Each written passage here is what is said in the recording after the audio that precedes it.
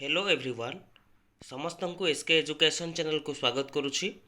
Friends आज भिडियोटी आपण मानक पई बहुत ही इंपोर्टेंट रहिबो जेमथिरे कि आपण मानक पई गोटे बहुत बड़ा अपडेट आसीछि revised notice government of India ministry of railway recruitment board तरफ रु आपण मानक पई गोटे रिवाइज्ड नोटिस आसीछि जोटा कि आपण मानकर एग्जाम डेट जाकि रहिछि आपण मानकर RRB ALP RPF SI technician एवं आपण मानकर जो JE CMA and metallurgical supervisor post पई जहाँ भी सब पूर्वर एग्जाम डेट दि जाइतिला तार गोटे रिवाइज्ड डेट आसीची जोटा कि वर्तमान आमे देखिबा कौन सब डेट रही तार चेंजेस डेट सब कौन रही देखंतु ये आपण मानकर नोटिस अनुसार जहाँ भी डेट रही एठी समस्त देखि परिबा। देखंतु ALP पोस्ट पई जो डेट रही 25 नवेम्बर 2024 रु 29 नवेम्बर 2024 भितर तार CBT एग्जाम डेट रो टाइम टेबल रोची। तापर आपण मन जदि देखबे RPF SI पई तार एग्जाम डेट रोची 2 डिसेंबर 2024 रु 12 डिसेंबर 2024 पर्यंत। ठीक अछि। तापर जदि देखबा हम for the post of technician post पई तार एग्जाम डेट रोची 18 डिसेंबर 2024 रु 29 डिसेंबर 2024 पर्यंत। ठीक अछि। नेक्स्ट हम देखिबा जेई एवं मेटालर्जिकल जो अदर पोस्ट सब रही ता पई CBT एग्जाम डेट रो टाइम टेबल रोची 13 डिसेंबर 2024 रु 17 डिसेंबर 2024। ये सब आपण मानकर एग्जाम डेट रहिला CBT 1 पई।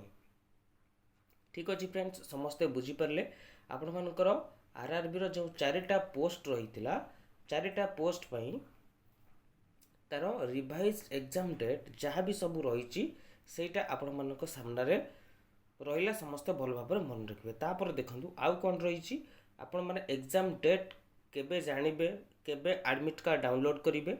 देखंतु एटला the link for viewing the exam city and date आपण माने एग्जाम सिटी एंड डेट को देखि परिबे को टाइम रे 10 days prior to the exam date.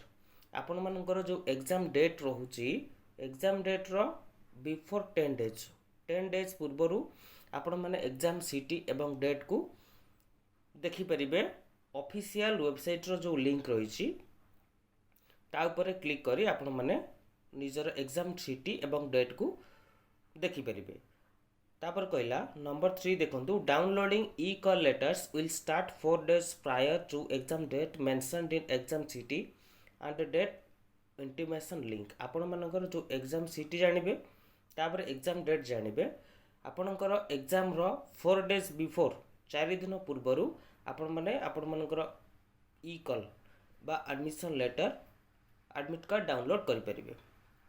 ठीक अछि। तापर देखंतु नंबर 4 रे आपण मानकर ओटा इंस्ट्रक्शन दिया जाईची समस्त जानिथिबे जो मानकर एग्जाम रहुची CBT बेस्ड रे Aadhaar linked biometric authentication of candidates will be done in the exam center prior to entry in the exam hall। exam hall रे एंट्री करबा पूर्वरु समस्त कैंडिडेट मानकर गोटे बायोमेट्रिक ऑथेंटिकेशन एग्जाम सेंटर रे करा जाय जेतेबेले से माने एंट्री करंती।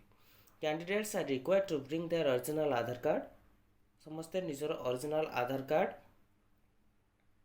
ठीक अछि। किंबा आपण मानकर जहाँ भी मेंशन रहितबो आईडी प्रूफ हिसाब रे आपण ताको आधार ऑथेंटिकेशन पाई नै करी जाई परिबे। ठीक अछि। आईडी प्रूफ अलगा एठी जेहेतु आपण मानकर आधार ऑथेंटिकेशन हेबो बायोमेट्रिक सेति पई आपण मानको आधार कार्ड नै कि जिबा पई पड़िबो जोटा कि आपण मानक पई होची mandatory. Candidates are advised to refer only to the official websites of RRB for latest updates on the recruitment process. देखंतु आपण मानकर जेमिति पूर्वरु गोटे एग्जाम डेट दिया जाइतिला एबे जेमती रिवाइज डेट आउ गोटे आसीची सेमिति आपण माने प्रतिटी अपडेट पाइबा पई RRB रो ऑफिशियल वेबसाइट सहित कनेक्ट होई रुहंतु जा फल रे प्रतिटी अपडेट आपण माने भलो भाबरे जानि परिबे। ठीक अछि। तापर देखंतु friends beware of doubts who try to misguide candidates with fake promises of appointments for jobs on illegal considerations। Eighty आपण मन पे गोटे प्रिकॉशन बा अलर्ट रहबा पई से आपण मन कोटे इन्फॉर्मेशन देछि। ठीक अछि कि आपण माने केबे का सहित कोनोसी डाउट्स चीटिंग रे पड़ंतु नै का सहित RRB सिलेक्शंस आपणमानकर केवल केवल CBT टेस्ट हम एवं तार रिक्रुटमेंट प्रोसेस जहाँ भी रही मेरिट लिस्ट अनुसार आपणमानकर सिलेक्शन रहिबो। ठीक अच्छे फ्रेंड्स, जदि भिडियोटी आपको भल लगुच भिडियोटी को लाइक करूँ। जो मैंने चैनल प्रति नुआ अच्छा चैनल को सब्सक्राइब करनी जहाँफल प्रति अपडेट आपण मैंने खूब शीघ्र Piper. Thank you friends for watching this video and all the best for your preparation.